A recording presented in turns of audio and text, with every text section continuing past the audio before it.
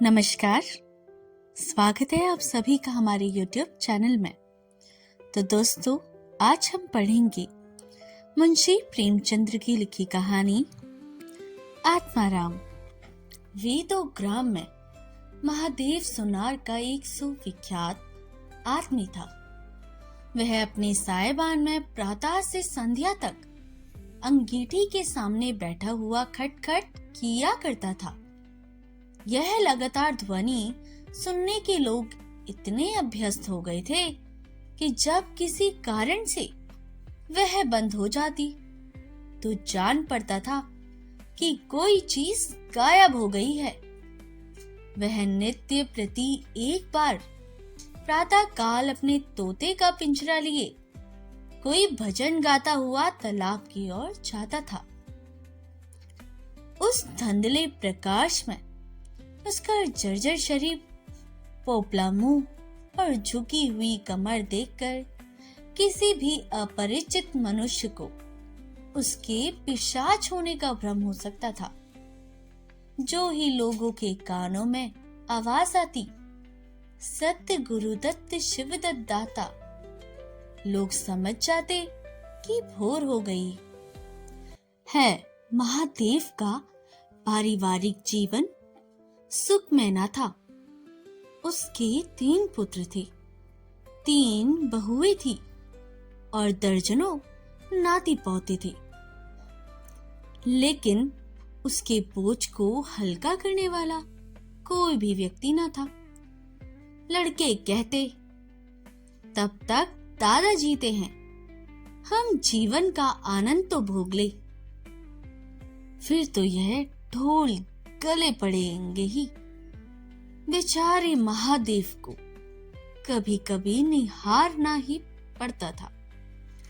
भोजन के समय उसके घर में साम्यवाद का ऐसा गगन भेदी निर्घोष होता कि वह भूखा ही उठ जाता और नारियल का हुक्का पीता हुआ सो जाता।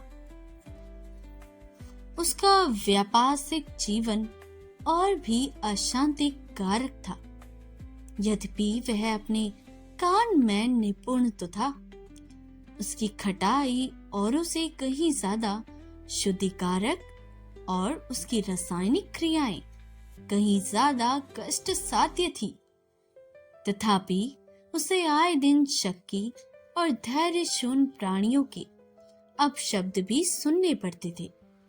पर महादेव अविचलित गंभीर्य से सिर झुकाए सब कुछ सुनना करता था। जो ही यह कलह शांत होता, वह अपने तोते की ओर देखकर पुकार उठता, सत्य गुरुदत्त शिवदत्त दाता। इस मंत्र को जपते ही उसके चित्त को पूर्ण शांति प्राप्त हो जाती थी। एक दिन संयोगवश किसी लड़के ने पिंजरे का द्वार खोल दिया। तोता उड़ गया। महादेव ने सिर उठाकर जो पिंजरे की ओर देखा तो उसका कलेजा सन्न सा हो गया। तोता कहाँ गया? तोता, मेरा तोता कहाँ गया? उसने फिर पिंजरे को देखा। तोता गायब था। बेचारा महादेव घबरा कर उठा और इधर उधर खप्रेलों पर निगाह दौड़ाने लगा। उसे संसार में कोई वस्तु अगर प्यारी थी तो वह यही तोता था। लड़के वालों नाती पोतों से उसका जी भर गया था। लड़कों को चुलबुल से उसका काम में विघ्न पड़ता। बेटों से उसे प्रेम न था, इसलिए नहीं कि वे निकम्मे थे, बल्कि इसलिए कि वे उनके कारण अपने आनंददायी कुल्हड़ों को नियमित संख्या से वंचित रह जाता। पड़ोसियों से उसे चिढ़ थी, इसलिए कि वे अंगीठी से आग निकाल जाते थे। इन समस्त विघ्न बाधाओं से उसके लिए कोई पनाह थी तो वो यही तोता था। इससे उसे किसी प्रकार का कष्ट न होता।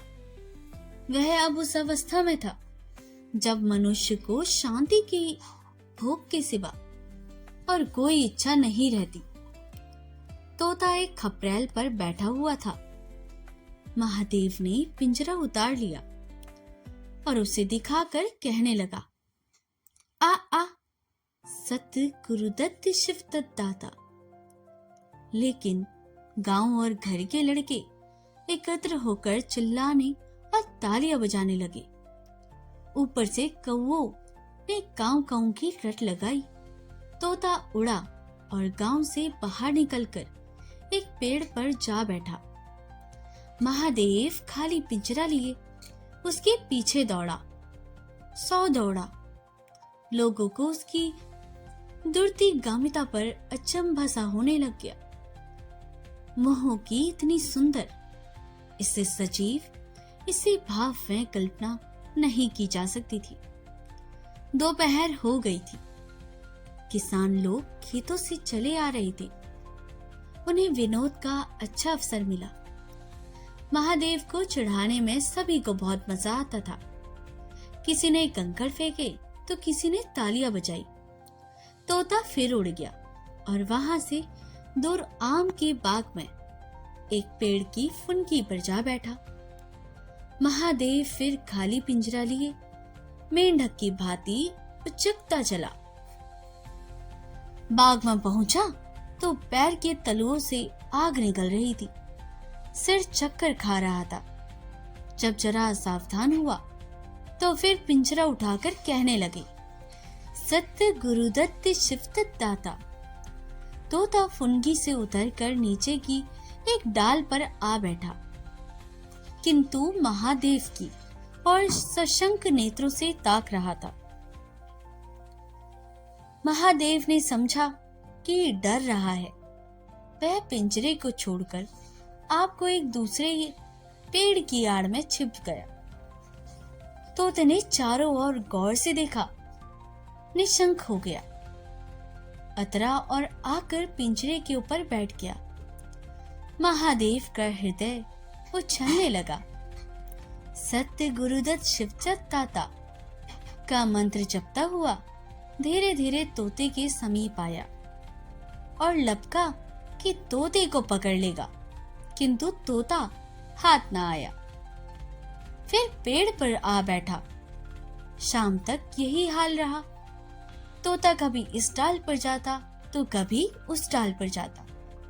कभी पिंजरे पे आ बैठता तो कभी पिंजरे के द्वार पर बैठे अपने दाना पानी की प्यालियों को देखता और फिर से उड़ जाता। बुढ़ा अगर मूर्तिमान मोह था तो तोता मूर्तिमयी माया।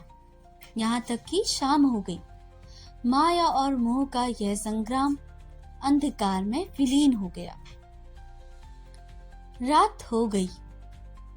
चारों ओर निबंध अंधकार छा गया। तोता ना जाने पत्तों में कहां छिपा बैठा था। महादेव जानता था कि रात को तोता कहीं उड़कर नहीं जा सकता और ना ही पिंजरे में आ सकता है। फिर भी वह उस जगह से हिलने का नाम न लेता। आज उसने दिन भर से कुछ नहीं खाया। रात के भोजन का समय भी निकल गया। पानी की एक बूंद भी उसकी कंठ में न गई। लेकिन उसे ना भूख थी ना प्यास। तोते के बिना उसे अपना जीवन निर्सार, शुष्क और सूना जान पड़ता था। वह दिन रात काम करता इसलिए कि वह अपनी अतः प्रेरणा थी। जीवन के लिए और काम इसलिए करता था कि आदत थी। इन कामों में उससे अपनी सजीवता का लेश मात्र भी ज्ञान न होता था। तोता ही वह वस्तु था जो उसे चेतना की याद दिलाता था। उसका हाथ से जाना जीव का देह त्याग कर देना था। महादेव दिन भर का भूखा प्यासा, थका मांदा रह रहकर झपकियां ले लेता था, किंतु एक क्षण में फिर चौंक कर आंखें खोल देता और उस विस्तृत अंधकार में उसकी आवाज सुनाई देती। सत्य गुरुदत्त शिव तत्दाता। आधी रात गुजर गई थी। सहसा वह कोई आहट पाकर चौंका और देखा एक दूसरे वृक्ष के नीचे एक धुंधला दीपक जल रहा है और कई आदमी बैठे हुए आपस में कुछ बातें कर रहे हैं। वे सब चिलम पी रहे थे। तंबाकू की महक ने उसे अधीर कर दिया। उच्च स्वर में बोला, सत्य गुरुदत्त शिव दत्ता, और उन आदमियों की ओर चिलम पीने लगा। किंतु जिस प्रकार बंदूक की आवाज सुनते ही हिरन भाग जाते हैं, उसी प्रकार उसे आते देख सब के सब उठकर भाग गए। कोई इधर गया, कोई उधर। महादेव चिल्लाने लगा, ठहरो ठहरो, कहाँ जा रहे हो आप लोग? एकाएक उसे ध्यान आ गया, ये तो सब चोर हैं। और वह जोर से चिल्ला उठा, चोर चोर, पकड़ो पकड़ो। चारों ने पीछा से फिर कर न देखा। महादेव दीपक के पास गया तो उसे मल सा रखा हुआ सा मिला जो मोर्चे से काला हो रहा था। महादेव का हृदय उछलने लगा। उसने कलसे में हाथ डाला तो मोहरे थी। उसे एक मोहरे बाहर निकाली और दीपक के उजाले में देखा। हाँ, मोहर थी। उसे तुरंत कलसा उठा लिया और दीपक को बुझा दिया और पेड़ के नीचे छिपकर बैठा रहा। सहसा से चोर बन गया। उसे फिर शंका हुई, ऐसा ना हो चोर लौट आवे और मुझे अकेला देख के मोहरे छीन ले। उसे कुछ मोहरे कमंद में बांधी और फिर एक सूखी लकड़ी से जमीन की मिट्टी हटाकर कई गड्ढे बनाए और उन्हें मोहरे से भरकर मिट्टी से ढक दिया। महादेव ने अंतर नेत्रों के सामने अब एक दूसरा जगत था, चिंताओं और कल्पनाओं से परिपूर्ण। यद्यपि अभी कोश के हाथ से निकल जाने का भय था और अभिलाषाओं ने अपना काम करना शुरू कर दिया। एक पक्का मकान बन गया। सराफे की एक भारी दुकान खुल गई। निस्संबंधियों से फिर से नाता जुड़ गया। विलास की सामग्रियां एकत्रित हो गई। तब तीर्थ यात्रा करने चले और यहां से लौटकर बड़े समारोह से यज्ञ ब्रह्म भोज हुआ। इसके पश्चात एक शिवालय और कुआं बन गया। एक बाग भी लग गया और वह नित्य प्रति कथा पुराण सुनने लगा। साधु संतों का आदर सत्कार होने लगा। अकस्मात उसे ध्यान आया, कहीं चोर आ गए तो? मैं तो भाग कर क्यों कर? उसे परीक्षा के लिए कलसा उठाया और 200 पग तक बेतहाशा भागा हुआ चला गया। जान पड़ता था उसके पैरों में पड़ लग गए हैं। चिंता शांत हो गई। इन्हीं कल्पनाओं में रीत व्यतीत हो गई। उषा का आगमन हुआ। हवा जागी और चिड़िया गाने लगी। सहसा महादेव के कानों में आवाज आई, सत्य गुरुदत्त शिव तत्दाता, राम के चरण में चित लगा। यह बोलकर सदैव महादेव की जिह्वा पर रहता था। दिन में सहस्त्रों ही बार ये शब्द उसके मुंह से निकलते थे, पर उसका धार्मिक भाव कभी भी उसके अंतःकरण को स्पर्श न करता था। जैसे किसी बाजे से राग निकलता है, उसी प्रकार उसके मुंह से यह बोल निकलता था, निरर्थक और प्रभाव शून्य। तब उसका हृदय रूपी वृक्ष पत्र पल्लव विहीन था। यह निर्मल वायु उसे गुंजरित कर ना सकती थी, पर अब उस वृक्ष के कोपले और शाखाएं निकल आई थी। इन वायु प्रभाव से झूम उठा और गुंजित हो गया। अरुणोदय का समय था। प्रकृति एक अनुराग में प्रकाश में डूबी हुई थी। उसी समय तोता पैरों को जोड़े हुए ऊंची डाल से उतरा, जैसे आकाश से कोई तारा टूटे और आकर पिंजरे में बैठ गया हो। महादेव प्रफुल्लित होकर दौड़ा और पिंजरे को उठाकर बोला, आओ आत्माराम, तुम्हें कष्ट तो बहुत दिया, पर मेरा जीवन भी सफल कर दिया। अब तुम्हें चांदी के पिंजरे में रखूंगा और सोने से मर दूंगा। उसके रोम रोम के परमात्मा के गुणानुवाद की ध्वनि निकलने लगी। प्रभु, तुम कितने दयावान हो। यह तुम्हारा असीम वात्सल्य है, नहीं तो मुझ पापी पणित प्राणी इस कृपा के योग्य था। इस पवित्र भावों से आत्मा विहील हो गई। वह अनुरुक्त होकर कह उठा, सत्य गुरुदत्त शिवदत्त दाता, राम के चरण में चित लगा। उसे एक हाथ में पिंजरा लटकाया और बगल में कलसा दबाया और घर चले गए। महादेव घर पहुंचा तो अभी कुछ अंधेरा था। रास्ते में कुत्ते के सिवा और किसी से भेंट न हुई थी और कुत्ते को मोहरों से विशेष प्रेम नहीं होता। उसने कलसे को एक नाद में छिपा दिया और कोयले से अच्छी तरह ढककर अपनी कोठरी में रखाया। जब दिन निकल आया तो वह सीधे पुरोहित के घर पहुंचा। पुरोहित पूजा करके बैठे सोच ही रहे थे, कल ही मुकदमे की पेशी है और अभी तक हाथ में कौड़ी भी नहीं, यजमानों में कोई सांस भी लेता। इतने में महादेव ने पागलन की पंडित जी से मुंह फेर लिया। यह अमंगल मूर्ति कहां से आ पहुंची मालूम नहीं, दाना भी मयस्सर होगा या नहीं। रुष्ट होकर पूछा, क्या है जी, क्या कहते हो? जानते नहीं, हम इस समय पूजा घर पर रहते हैं। महादेव ने कहा, महाराज, आज मेरे यहाँ सत्यनारायण की कथा है। पुरोहित जी विस्मित हो गए, कानों पर विश्वास न हुआ। महादेव के घर कथा का होना उतना ही असाधारण घटना थी जितनी अपने घर से किसी भिखारी के लिए भीख निकालना। पूछा, आज क्या है? महादेव बोला, कुछ नहीं, ऐसी इच्छा हुई कि आज भगवान की कथा सुन लूं। प्रभात से ही तैयारी होने लगी। वेदों के निकटवर्ती गांव में सुपारी फिरी। कथा के उपरांत बोझ का भी नेवता था। जो सुनाता आश्चर्य करता, आज रेत में धूप कैसे जम गई? संध्या समय सब लोग जमा हो और पंडित जी अपने सिंहासन पर विराजमान हुए तो महादेव खड़ा होकर उच्च स्वर में बोला, भाइयों, मेरी सारी उम्र छल कपट में कट गई।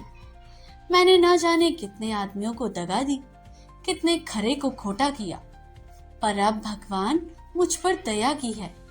वे मेरे मुंह की कालिक को मिटाना चाहते हैं। मैं आप सब भाइयों को ललकार कर कहता हूँ कि जिसका मेरे जिम्मे जो कुछ निकलता हो, जिसकी जमा मैंने मार ली हो, जिसके चोखे माल का खोटा कर दिया हो, वह आकर अपनी एक एक कौड़ी चुका ले। अगर कोई यहाँ ना आया सका तो आप लोग उससे जाकर कह दीजिए, कल से 1 महीने तक जब जी चाहे आए और अपना हिसाब चुकता कर दे। गवाही साखी का काम नहीं। सब लोग सन्नाटे में आ गए। कोई मार्मिक भाव से सिर हिलाकर बोला, हम कहते थे ना। किसी ने अविश्वास से कहा, क्या खाकर भरेगा? हजारों को टटोल हो जाएगा। एक ठाकुर ने ठटोली की और जो लोग सुरधाम चले गए। महादेव ने उत्तर दिया, उसके घर वाले तो होंगे ही, किंतु इस समय लोगों की वसूली की इतनी इच्छा न थी जितनी यह जानने की कि इसे इतना धन मिल कहां से गया। किसी को महादेव के पास आने का साहस न हुआ। देहात के आदमी थे, गड़े मुर्दे उखाड़ना क्या जाने। फिर प्राय लोगों को याद भी न था कि उन्हें महादेव से क्या पाना है, और ऐसे पवित्र अवसर पर भूल चूक हो जाने का भय उनका मुंह बंद किए हुए था। सबसे बड़ी बात यह थी कि महादेव की साधुता से उन्हें विशीभूत कर लिया था। अचानक पुरोहित जी बोले, तुम्हें याद है, मैंने एक कंठा बनाने के लिए सोना दिया था, तुमने कई माशे तोल में उड़ा दिए। महादेव, हाँ याद है। आपका कितना नुकसान हुआ होगा? पुरोहित, 50 रुपए से कम ना होगा। महादेव ने कमर से 2 मोहरें निकाली और पुरोहित जी के सामने रख दी। पुरोहित जी की लुपता पर टिकाई होने लगी। यह तो बेईमानी है, बहुत हो 2-4 रुपए का नुकसान हुआ होगा। बेचारे से 50 रुपए ऐंठ लिए। नारायण का भी डर नहीं, बनने को पंडित पर नियत ऐसी खराब। राम राम राम। लोगों को महादेव पर एक श्रद्धा सी हो गई। 1 घंटा बीत गया, उन पर सहस्त्रों मनुष्यों में से एक भी खड़ा न हुआ। तब महादेव ने फिर कहा, मालूम होता है कि आप लोग अपना अपना हिसाब भूल गए हैं, इसलिए आज कथा होने दीजिए। मैं 1 महीने तक आपकी राह देखूंगा, इसके पीछे तीर्थ यात्रा करने चला जाऊंगा। आप सब भाइयों से मेरी विनती है कि आप मेरा उद्धार करें। 1 महीने तक महादेव लेनदारों की राह देखता रहा। रात को चोरों के भय से नींद न आती। अब वह कोई काम न करता, शराब का चस्का भी छूटा। साधु अभ्यागत जो द्वार पर आ जाते, उनका यथा योग्य सत्कार करता। दूर दूर से उसका सुयश फैल गया, यहाँ तक कि महीना भी पूरा हो गया। एक आदमी हिसाब न लेने आया। अब महादेव को ज्ञान हुआ कि संसार में कितना धर्म और कितना सद्व्यवहार है। अब उसे मालूम हुआ कि संसार बुरों के लिए बुरा है और अच्छों के लिए अच्छा। इस घटना को हुए 50 वर्ष बीत चुके हैं। आप वेदों जाइए तो दूर से ही एक सुनहला कलश दिखाई देता है। वह ठाकुर द्वारे का कलश है। उससे मिला हुआ एक पक्का तालाब है जिसमें खूब कमल खिले रहते हैं। उसकी मछलियां कोई नहीं पकड़ता। तालाब के किनारे एक विशाल समाधि है। यही आत्माराम का स्मृति चिन्ह है। उसके संबंध में विभिन्न किंवदंतियां प्रचलित है। कोई कहता है वह रत्न जड़ित पिंजरा स्वर्ग को चला गया। कोई कहता वह सत्य गुरुदत्त कहता हुआ अंतर ध्यान हो गया। पर यथार्थ यह है कि उस पक्षी रूपी चंद्र को किसी बिल्ली रूपी राहु ने ग्रास लिया। लोग कहते हैं कि आधी रात को अभी तक तालाब के किनारे आवाज आती है, सत्य गुरुदत्त शिवदत्त दाता, राम के चरण में चित लगा। महादेव के विषय में भी कितनी ही जनश्रुतियां हैं।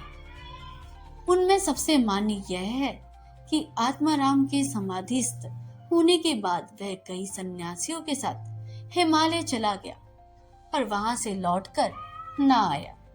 उसका नाम आत्माराम प्रसिद्ध हो गया।